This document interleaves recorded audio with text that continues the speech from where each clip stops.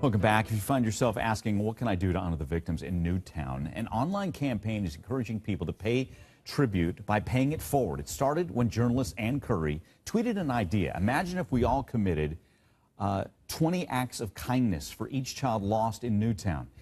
Now, it has grown to 26, and tens of thousands of people answered the call, and a movement was born. Joining me now, Naomi Hirabayashi. She's the Chief Marketing Officer for DoSomething.org. And let's start with what your organization was able to be a part of. It was a banner with text messages delivered to Newtown. How many texts, and what did some of them say?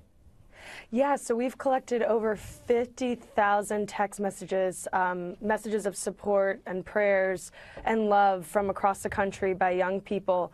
And I think the thing that we saw when we were going through all of them was just such heart-filled messages of, we're there with you, we love you, just know that the rest of America is here and thinking of you, and was just a wonderful thing to see in response to obvious such tragedy. Do we know what the reaction was in Newtown from the people there? Yeah, so we had 4 staff members that went up there, one in particular that was actually from Newtown originally, and when they put up the banner in downtown Newtown, they took a step back and just kind of watched people who are walking through come up and start to look through the messages, and it was a really, really powerful moment. Wow, that's just wonderful. Now from here, it's going to grow, right? Because you collected what? You and I were just talking 50,000 total. Over 50,000, and they're still rolling in from young people across the country via text message. And then what are you going to do with that?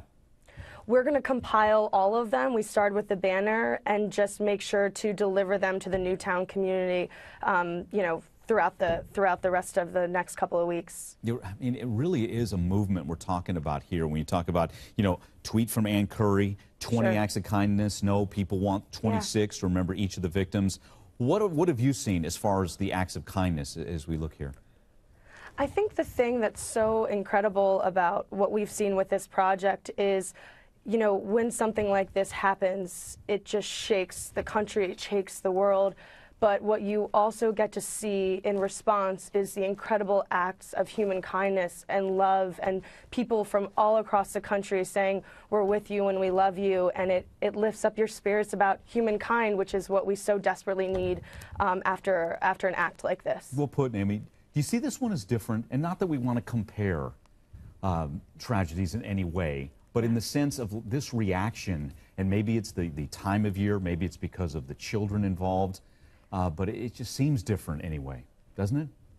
It does. It does. And I think one of the things that we try to do is make sure that there was a platform and a process for young people to deal with the grief, because it did feel like it hit everybody so much harder. I think the loss of innocent lives is just something you can't even articulate or comprehend, but in the least, if we can provide a way for people to process through it by delivering messages of support, no matter where they're located, that's the best that we can do, because I agree, I think this one was just, I'm still trying to figure out how to deal with it. No, we all are. Do you see this continuing?